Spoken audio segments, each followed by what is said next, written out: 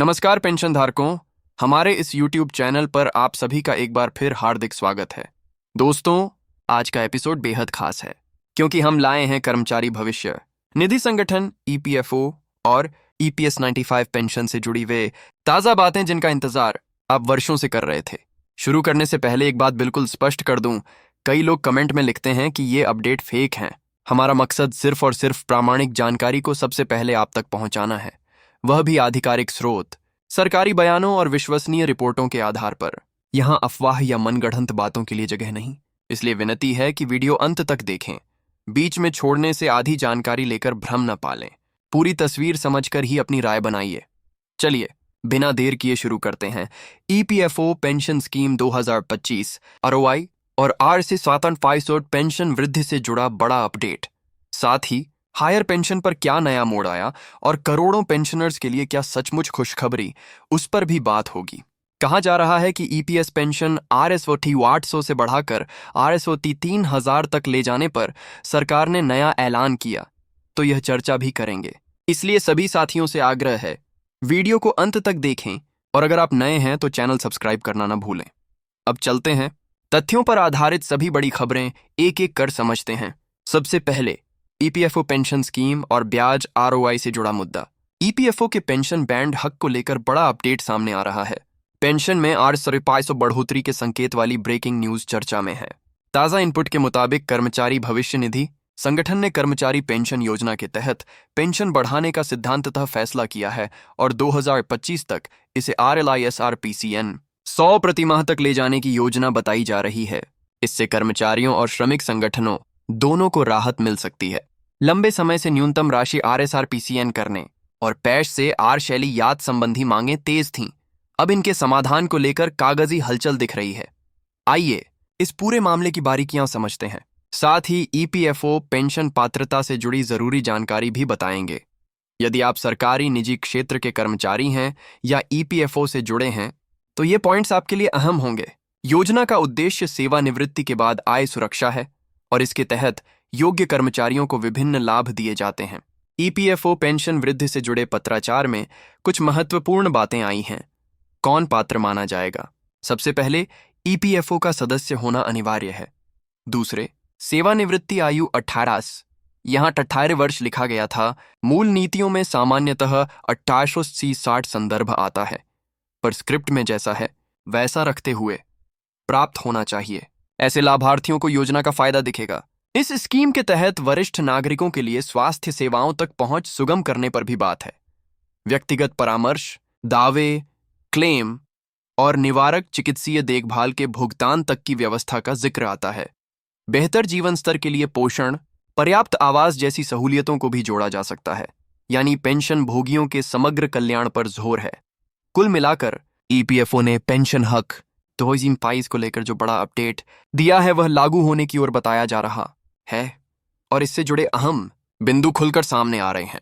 अब अगली बड़ी खबर, EPFO खाताधारकों के लिए बल्ले बल्ले मोड ऑन। अगले ही महीने से कुछ नई सुविधाएं रोल आउट होने की बातें हैं। खास क्या, EPFO का 3L वर्जन लाइव होने के बाद आप घर बैठे अधिकतर काम कर सकेंगे। देश के लगभग 9 करोड़ PF कर्मचारियों को सीधा लाभ संभावित। नए प्रोग्राम के तहत ATM से PF निकालना आसान होगा। EPFO एक विशेष कार्ड जारी करेगा जो ATM कार्ड की तरह काम करेगा और खाताधारकों का अनुभव बदलेगा। सरकार मई जून में EPFO का नया वर्जन 3LG जारी करने की तैयारी में बताई जा रही है, जिससे PF निकासी, डेटा अपडेट, क्लेम सबमिट सब साधारण हो जाएंगे और EPFO कार्यालय के चक्कर भी कम पड़ेंगे। 3LG के बाद घर से ही सारे काम संभव। 9 करोड़ खाताधारकों को सीधा फायदा। ATM से PF निकालना सरल। EPFO कार्ड ATM कार्ड जैसा, जितनी जरूरत उतनी निकासी। प्रक्रिया, पहले UAN लिंक, OTP से वेरिफिकेशन, फिर account detail, nominee, address update, सब OTP से, यानी काउंटर की लाइनें भूल जाइए। केंद्रीय श्रम एवं रोजगार मंत्री मनसुख मांडविया के अनुसार नए वर्जन नियमों के बाद 9 करोड़ प्लस यूजर्स को लाभ और ऑफिस विजिट की जरूरत नहीं। नए प्लेटफॉर्म पर digital connection, auto claim settlement और ATM से निकासी की सुविधाएं और बेहतर होंगी। लंबे फॉर्म और राउंड लगाना बीते दिनों की बात। मोबाइल लैपटॉप से सारे काम एक ही प्लेटफॉर्म पर अन्य सामाजिक सुरक्षा योजनाएं जोड़ने की तैयारी, अटल पेंशन योजना, पीएम जन बीमा, जन धन जैसी स्कीमों का इंटीग्रेशन, ईएसआई के बेनिफिशियरीज को आयुष्मान भारत के तहत इलाज, निजी व धर्मार्थ अस्पताल शामिल।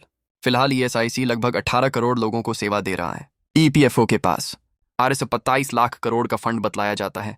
पीएफआर के मुताबिक मान से 8.8% वार्षिक ब्याज मिलता है। एफवाई 2024-25 में ईपीएफओ में 38.710 लाख करोड़ का कलेक्शन और ई चालान से नीच करोड़ प्लस ट्रांजैक्शंस यानी डिजिटल स्केल अप तेज है। अब पेंशन हक से जुड़ी एक और राहत, हायर पेंशन। ईपीएफओ ने अधिक पेंशन के लिए समय सीमा बढ़ाई।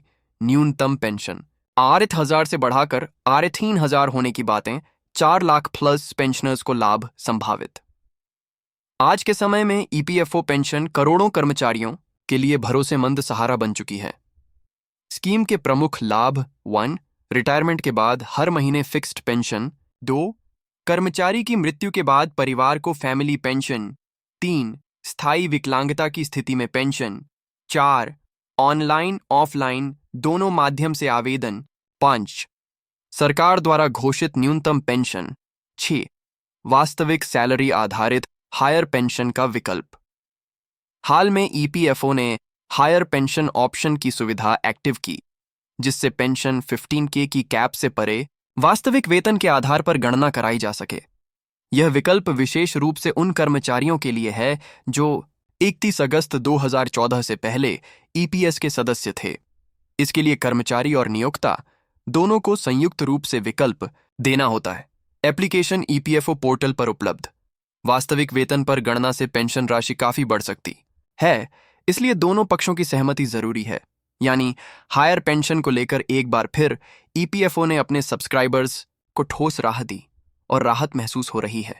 तो दोस्तों, आज आपने सुना कि कर्मचारी भविष्य निधि संगठन की पेंशन व्यवस्था पर सरकार संस्था किस तरह नए कदम उठा रही है। चाहे वह आरओआई, पेंशन वृद्धि से जुड़ी बड़ी चर्चा हो, ईपीएफओ 3.0, 3LG की आसान सुविधाएं हों या हायर पेंशन का विस्तृत विकल्प, हमने हर पहलू आपको सरल भाषा में समझाया। हमें पता है कई लोग शंका करते हैं और फेक कहकर टाल देते हैं। हमारा काम है जो मुद्दे आज देश के पेंशनर्स कर्मचारियों के बीच चर्चा में हैं, उन्हें आपको साफ साफ संदर्भ सहित एक्सप्लेन करना। फिर भी यदि आपको किसी सूचना की आधिकारिक पुष्टि चाहिए तो ईपीएफओ की वेबसाइट और सरकार के नोटिफिकेशन अवश्य देख लें। अंत में निवेदन, इस वीडियो को जितना हो सके शेयर कीजिए ताकि सही जानकारी समय पर करोड़ों पेंशन धारकों तक पहुंचे। और अगर आप चैनल पर नए हैं तो सब्सक्राइब कर बेल आइकॉन दबाइए ताकि हर बड़ी पेंशन न्यूज़ सबसे पहले आप तक पहुंचे। मिलते हैं अगली वीडियो में एक और बड़े अपडेट के साथ।